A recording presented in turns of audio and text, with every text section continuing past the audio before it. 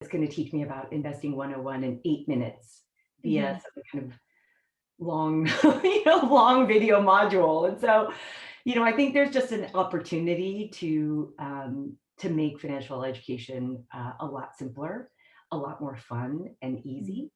And so, that's what I'm 100% focused on. That's awesome. Yeah, I can relate to that story of, being inspired to work for a company or build something that just helps people with those basic things. I had that.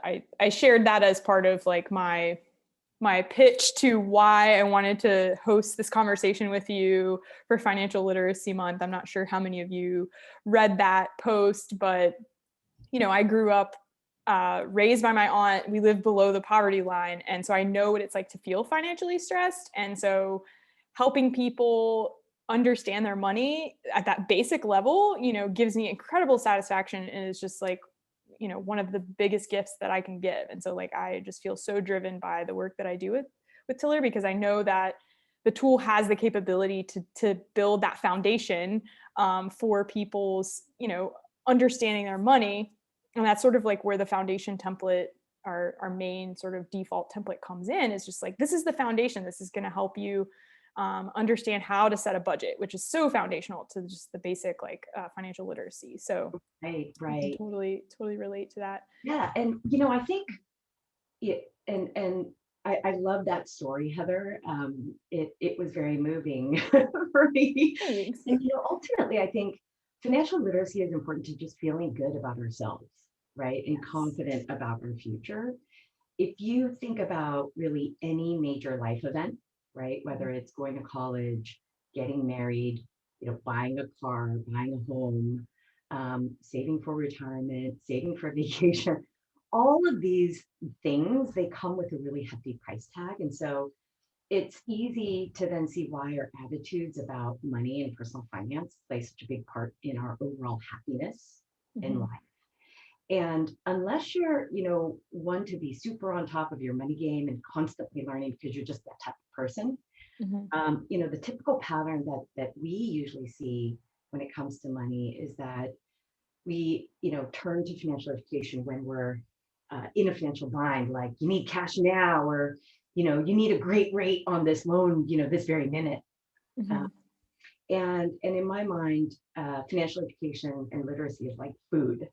You have to eat, a well-balanced meal in order to stay healthy. And we're conscious of that every day, right? How often do you go, without talking about how much something costs, right? Right. So just going back to the food analogy, we've all heard the saying that you are what you eat, right? You just can't expect to stay, physically and mentally healthy by, not eating or just eating desserts, and then binge eating on greens one day, right? Right. And that, that's an extreme example, but you get what I'm saying. Sure. And the food pyramid exists for a reason. And the foundation of that food pyramid is, eating a certain portion of foods and veggies consistently every day. And, financial literacy, or the path to literacy, to achieve a state of financial wellness is exactly the same idea. Yeah, that resonates with me. I wish I could just eat dessert all the time because I love dessert, but you're so right. I try to eat a really balanced diet and dessert and minimal things. But aside from that, I totally get that, it is something that, as I was also expressing, like I have gaps, I don't come from a background in finance, anything. I'm more of like the design creative, like problem solving type. And so I have gravitated towards increasing my financial literacy when needed, but I think that the benefit of like a month-long campaign like this is to say like, hey, there's this thing and you might have gaps, and that's okay. And the main takeaway is like, just learn a little bit every day. So Exactly. Yeah. So what would you say is some of the biggest roadblocks for people in filling those gaps? And, why do you think this isn't something that's like broadly taught or even people being aware of? Yeah, it's an excellent question, and there are really, two reasons that come to mind. The first is that I think most people actually don't realize there are gaps, right? Because they think they have it under control, or they think that they don't need it, right? Mhm. I think the second roadblock is that some people don't want to deal with money, right? Just Yeah. the thought of it, and getting it in order is like the last thing people want to have to work out. So, you know, when you look at those two reasons, you think, okay, well, why is that? And I've thought about it, and it's one of the reasons why well, one of the problems that we're trying to solve, obviously at Finny, but as I'm aware in the US specifically, and I'm kind of starting to learn that in other parts of the world as well, it's cultural, right? Mm. Number one, it's taboo to talk about money, right? And Mhm. as a society, in fact, we're more comfortable talking about like marriage issues, addiction, race, and Mhm. almost everything else.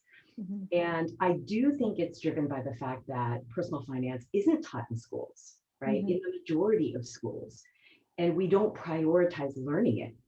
We're not used to thinking about learning about money and personal finances as something we need to learn about, right, on a consistent basis. And so, it's from that perspective, it's absolutely cultural and it's trained.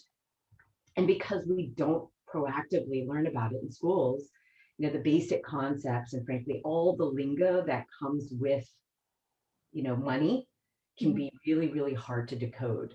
And, I often like to say that learning about personal finance is like ripping out the pages of a chemistry textbook, Mhm. throwing all the pages up in the air and telling people to go figure it out. And what that means is that, for most of us, understanding all of the jargon and trying to figure out, what money topics should be considered, chapter 3 versus a chapter 20 in our lives Mhm. is challenging to figure out, Yeah. let alone practically applied in our lives. Um, and the last thing I want to bring up is, in terms of why, right, is this concept of choice overload. Hmm. How Mhm. many times have you gone into the grocery store or your local Walgreens, CVS, Rite Aid, and Mm. and had a heck of a time trying to figure out, what kind of toothpaste to buy or cereal Right. or cereal flavor to get, Well, it turns out that when we're presented with too many options, we feel more dissatisfied, stressed, and anxious, right? And as you'd expect, in fact, research has shown that those feelings intensify when it comes to more important life decisions, not just like what kind of cereal do I want to Yeah. buy, right? It totally makes sense. And I apologize, I'm just like kind of going on and on here, No, but no, it's great. when I think about the 10 plus years of economic growth we've had in the US specifically, and all of the innovation in financial services that we've had, over the same period of time, the stats still don't look really good. So, for Mm. example, 60% of Americans still live paycheck to paycheck. You know, there are, in fact, more payday loan stores than there are McDonald's franchises in the US. Wow. Wow. 40% of Americans don't have emergency savings, right? Yeah. Um, and the average American household is actually paying about $1,500 in bank fees every year. Oh my gosh. And also the average American household has over $110,000 of consumer finance debt. Wow. And so, living paycheck to paycheck or not being able to keep track of savings, that this shouldn't be a norm, Right. right, in our society. And so, I personally love, the idea of being really loud about literacy, and I know you all at Tiller, yourself, every one of your team members, you know, and Finny, we're the more we talk about money and personal finance, right, the closer we're getting to making it less taboo. And this is really a trend that we're seeing more and more, and something that I'm personally excited about. Because even 10 years ago, people had a really hard time talking about, their Mhm. debt, right? Student loan debt, Yeah. for example. And Right. I was exactly the prime example. I was really embarrassed about, you know, sharing with people that I had $150,000 of debt. And, today it's like, it's pretty much an Right. accepted conversation point. And I'm super excited that, there's this month-long financial literacy Right. month, and to be part of this conversation and movement where we are collectively talking about it. And then hopefully, talking to our friends and our network and our Right. family, and our coworkers about it, because it's something that I think, we need to continue to push.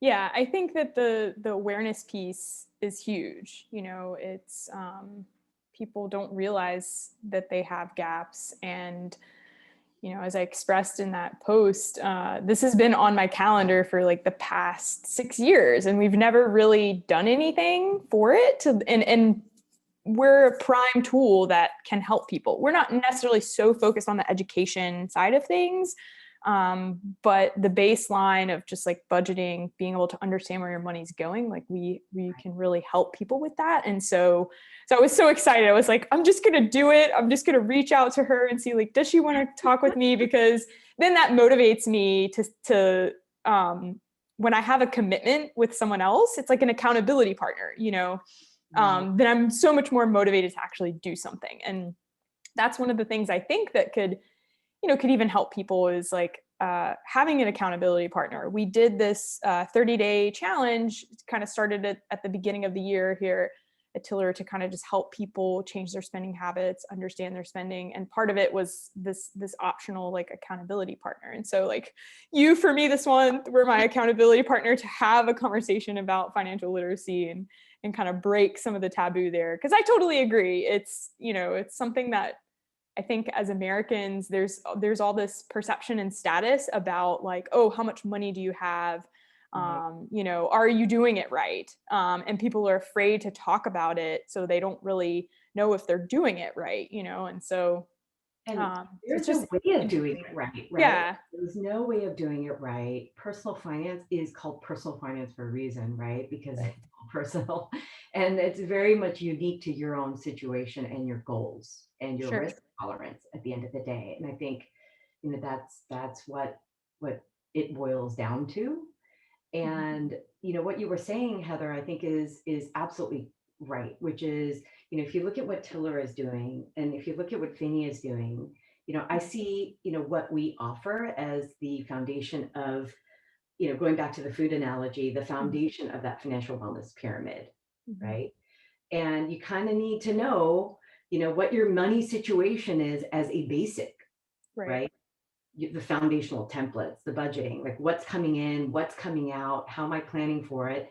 And then marry that with, you know, bite-sized financial education so that you can then build on that foundation. And, what gets built on that foundation will be then what's driven by, your goals, Sure. and your risk tolerance. Yeah, that totally makes sense. Did you do any investigation on like why this is not like taught in schools? Do you have any ideas about that? Because it's so basic. It just seems so odd that like as a culture, this isn't something that is mandated. Yeah, I mean, I think no, I don't know why. And I think that there's, each of the different states, I think part of it is obviously political, some of it's historical, but, um, each state is kind of left to their own devices and there's no kind of federal mandate, right? And so, I think that's one thing. You're going to have discrepancies in curriculum, what Mhm. each of the different states, uh, mandate are just all like across the board, Sure. even from a core curriculum perspective, it varies very, very, very widely. It's only six out of the 50 states Mhm. mandate personal finance education in school. Wow. And I think state by state, there's legislation on the table to mandate it. So, again, there are things that are out of our control because they're Yeah. specific to the states and such.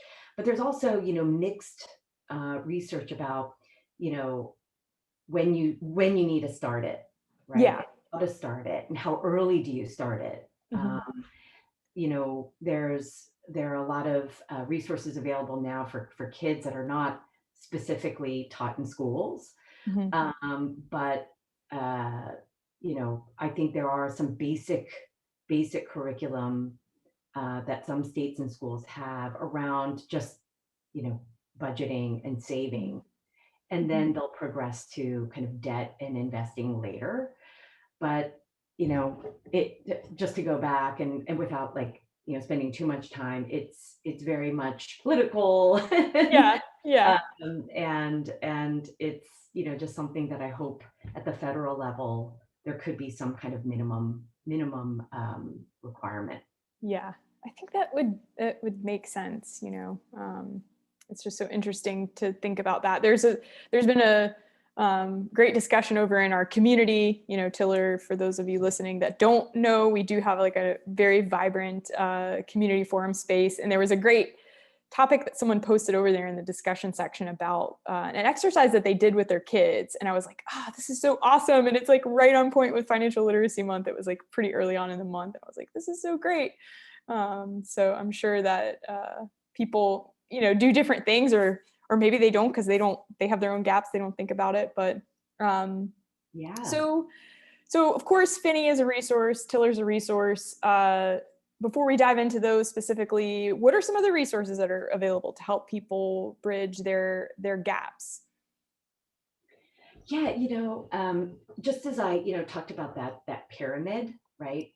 There are so many resources, right? So if you know what the foundation is, right, and that is just getting educated, whether it's through Finny, through Tiller, through podcasts, through certain like resources that you rely on to check in every day. It's really kind of dependent on your goals, right? What those other kind of pyramid levels are. But there are a myriad of resources out there. And again, kind of going back to food, I like food very much. And so Yeah. I'm talking about it nonstop, but it's like, going into that grocery store, as I mentioned, right? Yeah. In order to best decide what you want to buy, you need to know what matters most to you and your families, right? Right. And I apologize if this all sounds very basic, but it's just something that I feel like I continue to want to hit on, and that is, Yeah. know what your must-haves are Mm-hmm.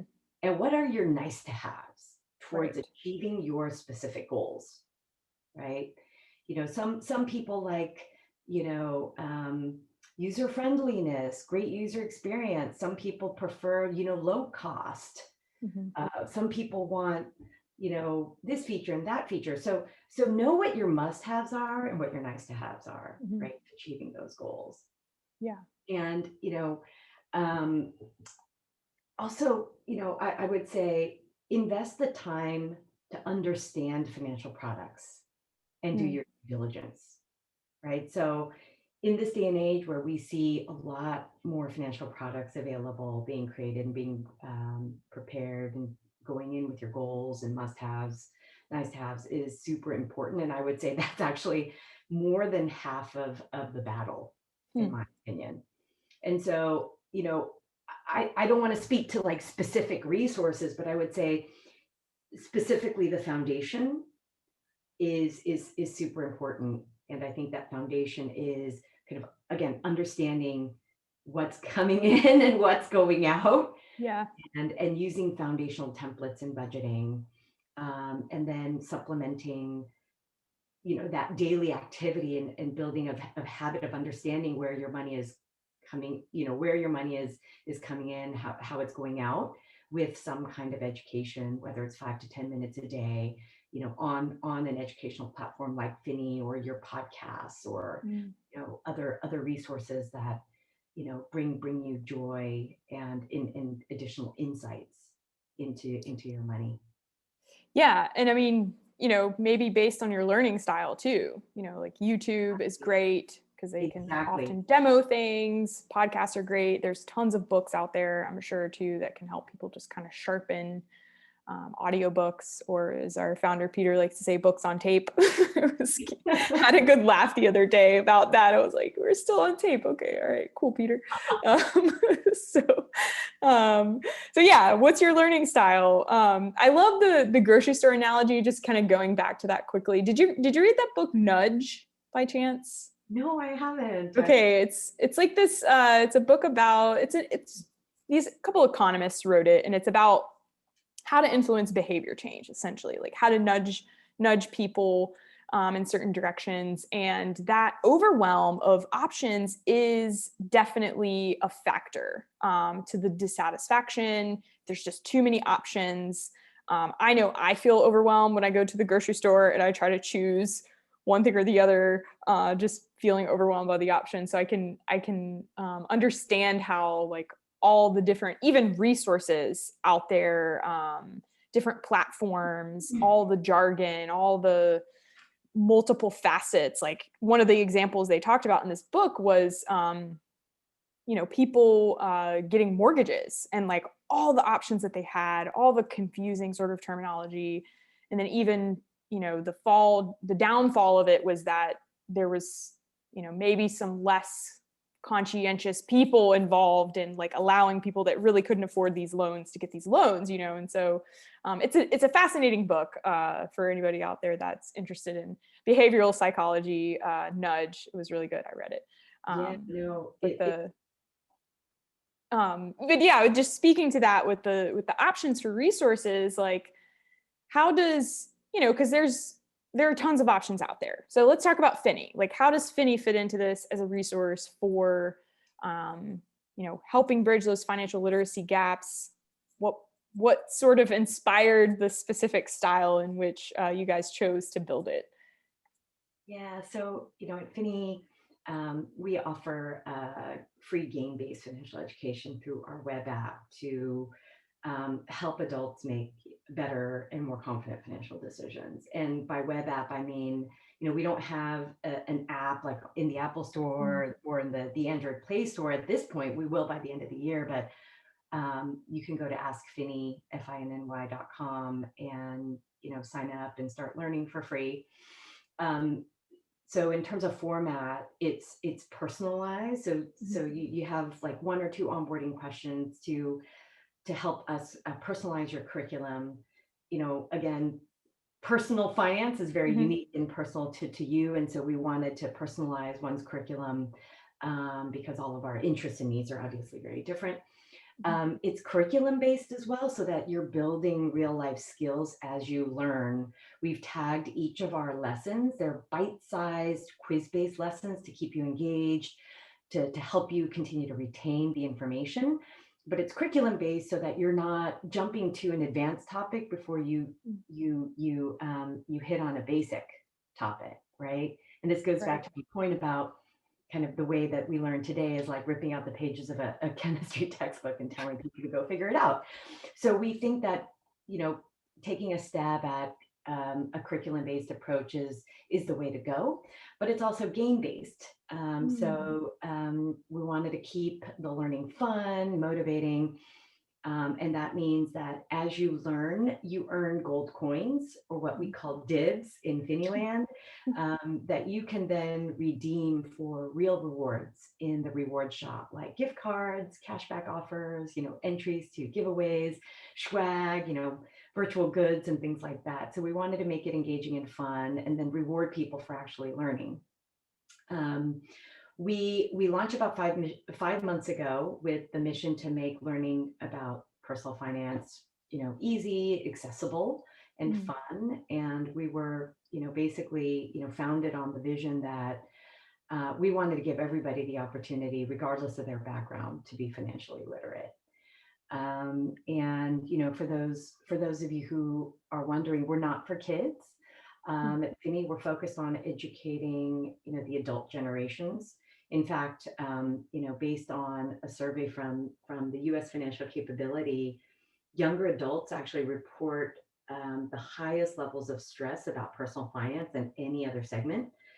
So specifically, 63% of millennials report being financially stressed.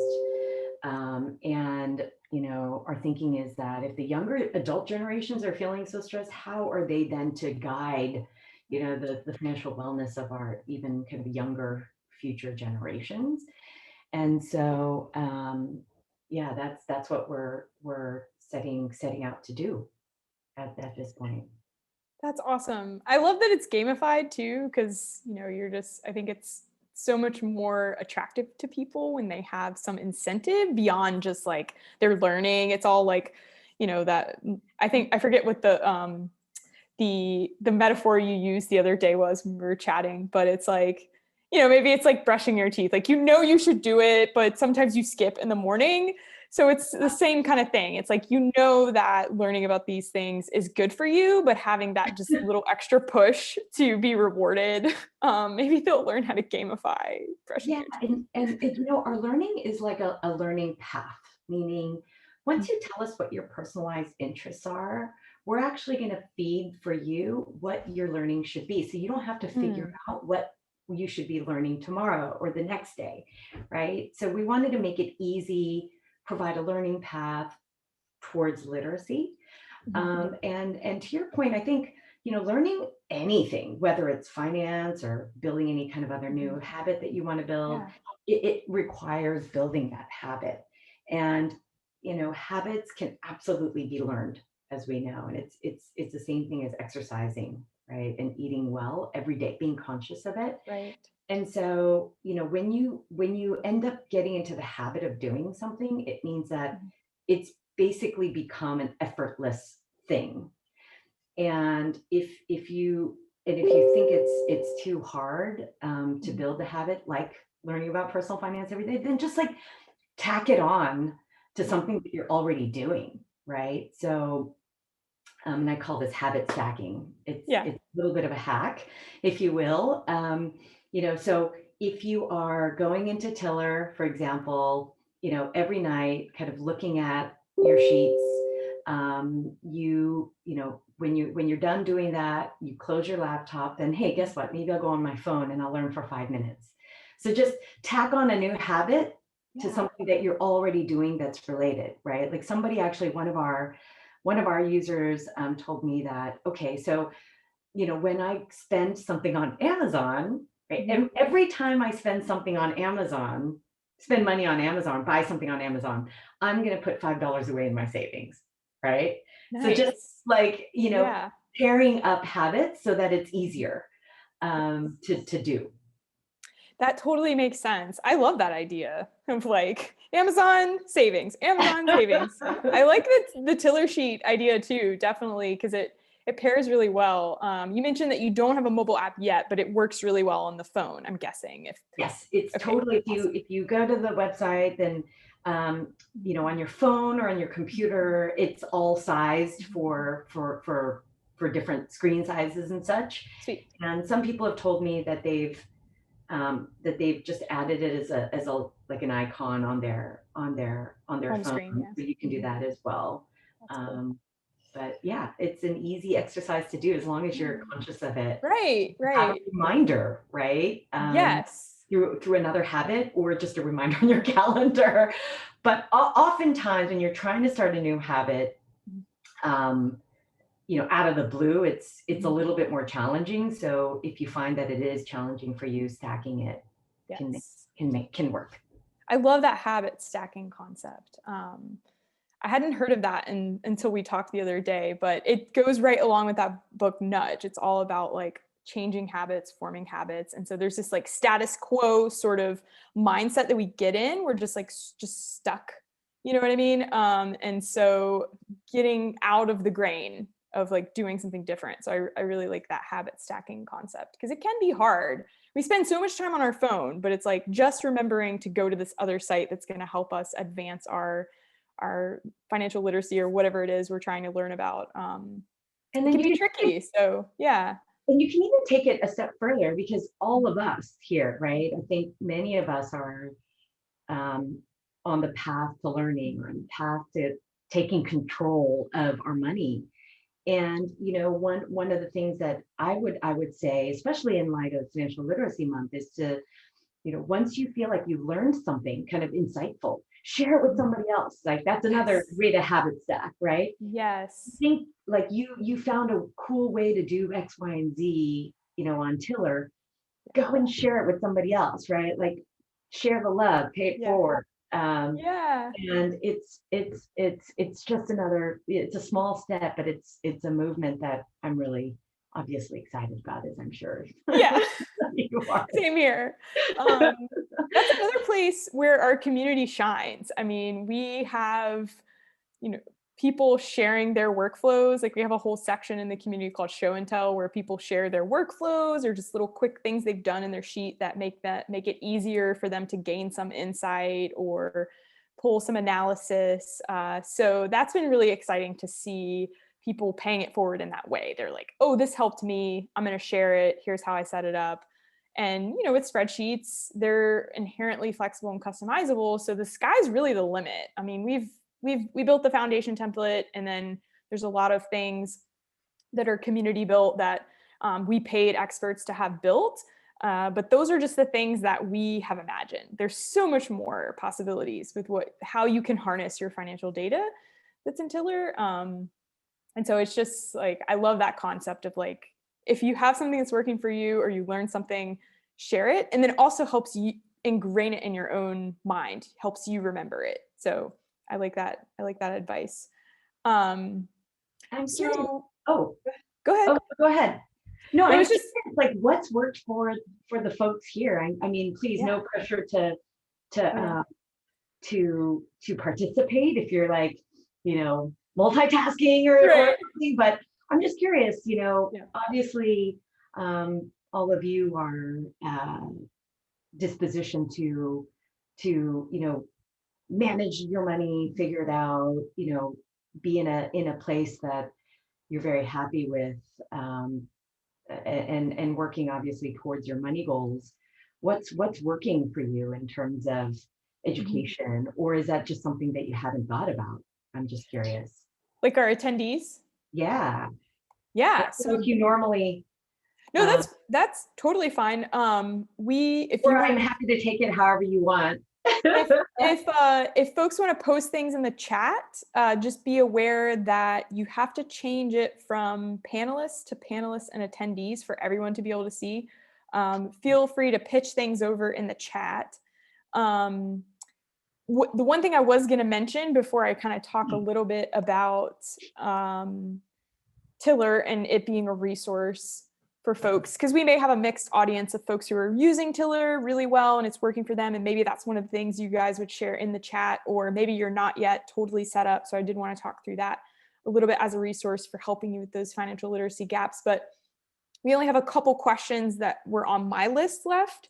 And so I also want to leave time for folks in the audience to ask questions. So if you do have questions that you'd love for me or Chihee to ask that are not support related for Tiller, please get those in the Q&A. Go ahead and start getting them in there. And then I'll have a list when we get through our list of questions to start kind of talking through. So once again, if you have questions, get them in the Q&A. If you have ideas or things that are working for you, or resources that you want to share with other folks on this session, post those in the chat.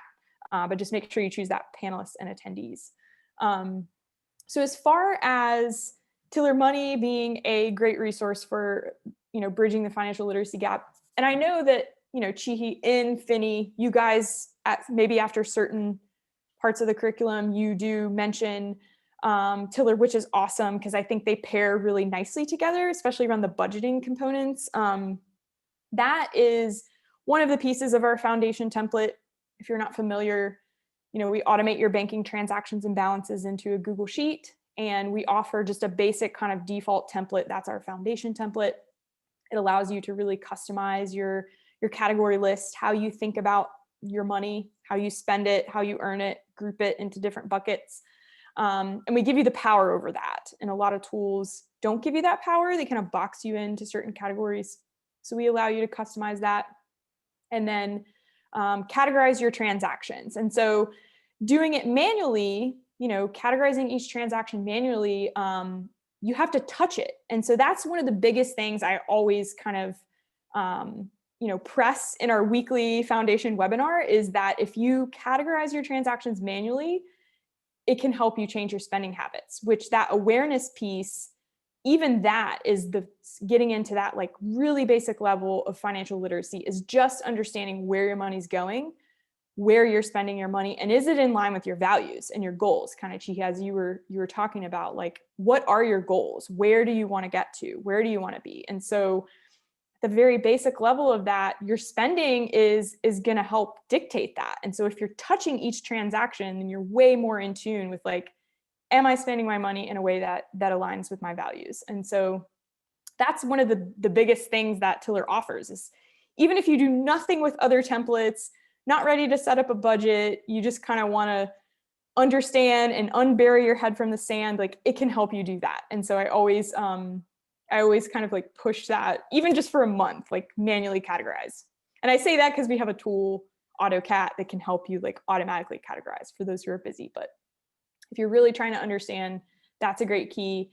And then the foundation template also allows you to set budgets. So like, I'm not going to spend more than X in certain categories, and really try to stick to that budget, or at least monitor and watch, like, can I consistently stay under, or just hit it right on track? And so you just learn a lot. And then I think that is the foundation. It helps you understand the cash flow, the ins and outs, how much money's left over at the end of each month. And then beyond that, like our community, we have so many options for helping you with those more advanced goals. Like if you are investing, helping you track your net worth, helping you really drill down into your cash flow, helping you do projections, helping you plan for retirement. But I think it's important that people fill the gaps of like, what do those things even mean? Not everybody's at the same place. And so that's, I think, how Tiller can be a great resource. And then it pairs well with Finny, because Finny can help fill the educational gaps of like, what do those things really mean once I'm at a certain stage in my journey. I love that idea of manual, like actually manually tagging, because, it just makes you go through to learn your situation. And that's something I actually haven't done. So it's great advice, I think. Again, very foundational, basic, but a good reminder. Yeah, for sure. That was like a key part of that 30-day challenge that we did, was like, Yeah. take the time, like, and it's very emotional for a lot of people. And kind of as we started in this session, you mentioned like one of the factors that creates these gaps are because people just don't want to pay attention to it, because it's taboo. And it's because there's a lot of emotion around it and a lot of weight, to like have to look at your debt, or have to look at like, oh my gosh, like I'm still living paycheck to paycheck.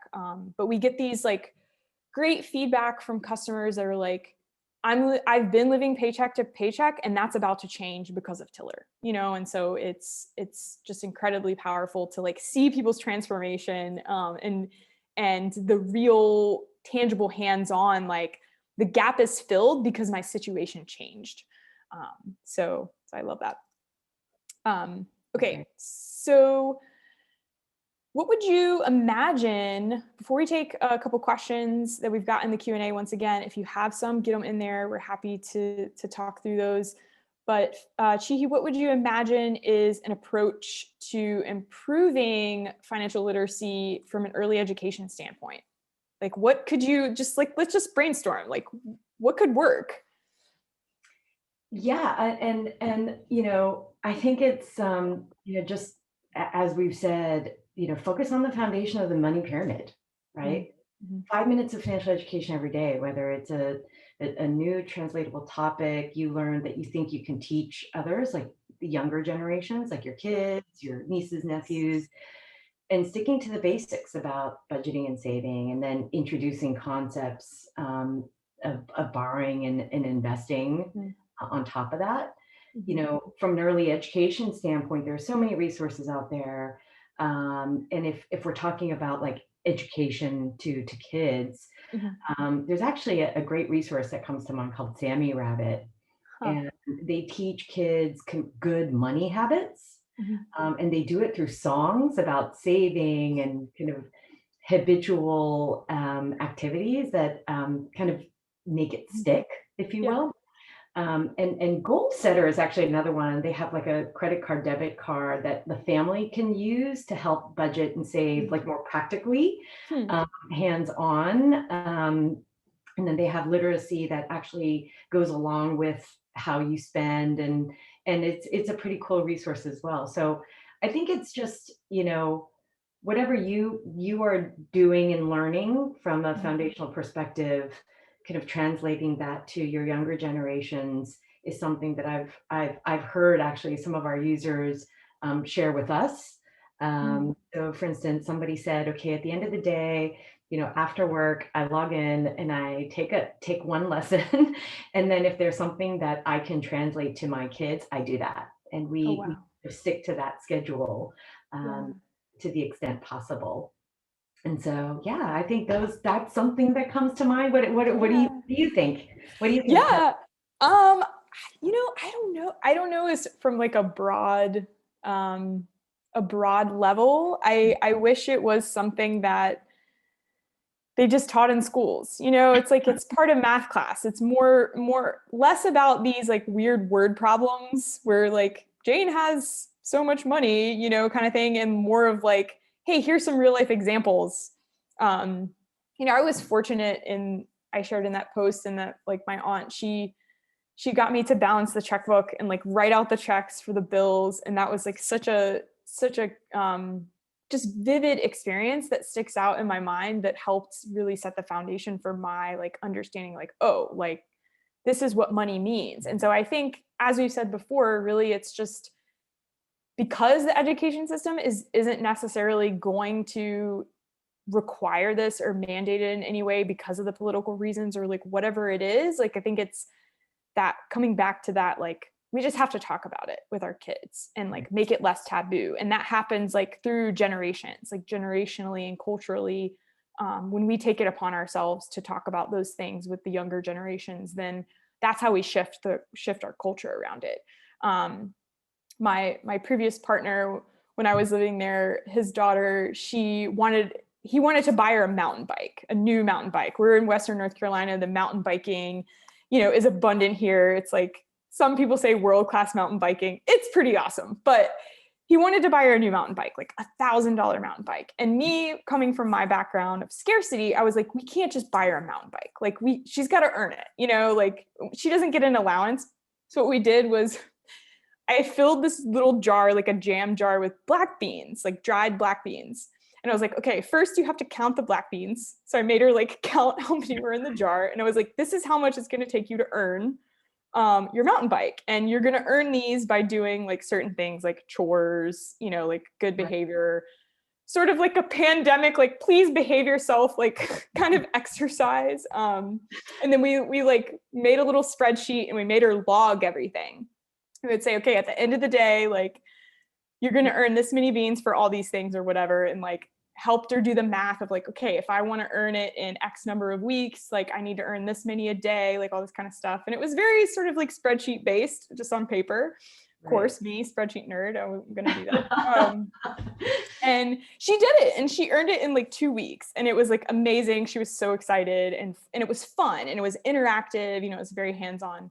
We had to take a few breaks when she was counting the beans because there was like 800 of them. It was just like, hey, stay busy, I need to work, kind of thing. But that was like an interesting kind of hands-on experience. And then the one that someone shared in the community, I think they had actually sat down with their kids with their tiller sheet and were like, hey, here's how we do our budget, and then like it was an exercise that they actually incorporated tiller into. And so that's kind of cool. I think the main thing is just like talking about it and helping kids like understand that it is something that they should know about, and things are not free, and I think that's part of the problem with our culture sometimes, where we have these gaps, is that like kids grow up just getting things handed to them, and then they just think that they don't have to work for stuff.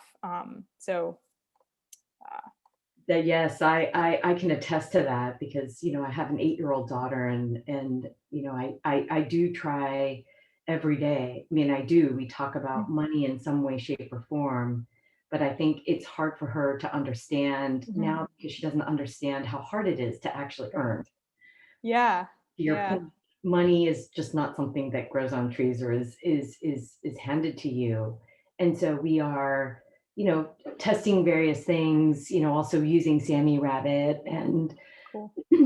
hopefully over time, it sticks, Yeah, right? yeah. It Try the forms. dried beans. I swear by the dried beans. All right, looks like we got a couple questions here. So let's take those. If anybody has other questions, go ahead and get them in there. So Muthu asks, says, great session. Thank you both. Do you recommend any good calculators for evaluating refinance? I'm 4 years into my 15-year loan term on my investment property. Thank you. I don't know of any. I'm not in that boat at all.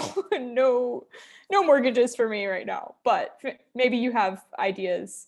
You know, when so at Finny, we don't actually offer any calculators, but we have looked as part of some of our mortgage lessons, like, different calculators. Um, there are a lot online, as you probably know, and have seen and found. And a lot of them actually use the same calculation engine. I forget what the what the company is, but the one that we found quite helpful, for us, for our team, was a New York Times. There was a New York Times mortgage calculator, and I assume they have obviously a refinance option as well. But I would take a look at that, and I'm going to look for it right after this session, and I don't know how best to share it, but it is a New York Times mortgage calculator that I thought was differentiated, Hmm.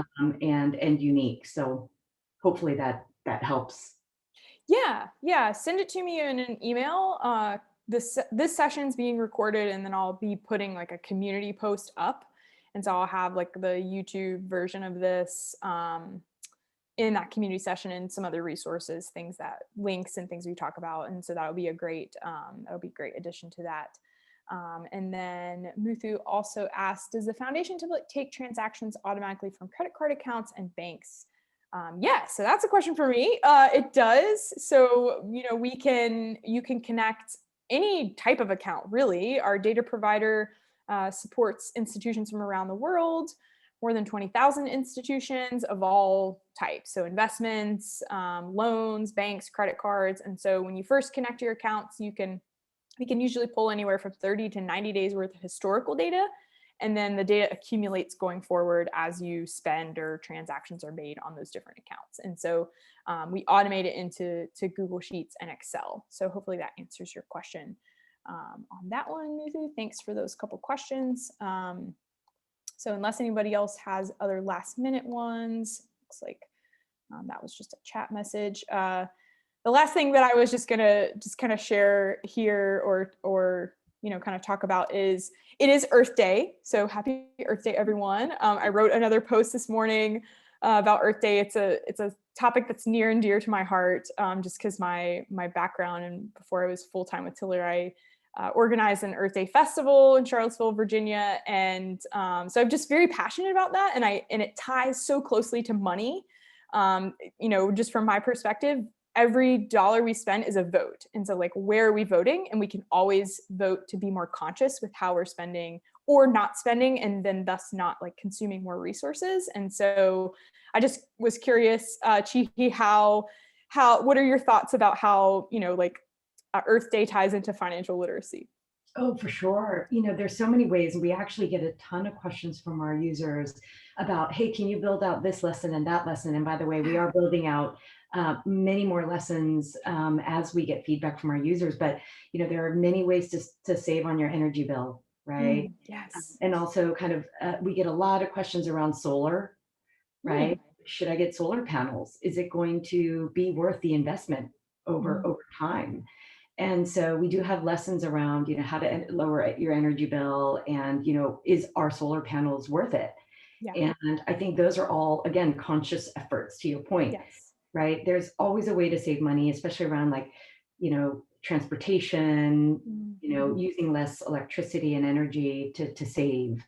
And, one thing I will kind of note that I think is actually helpful and could be worth everybody's while, actually, is to actually do an energy audit, Yeah.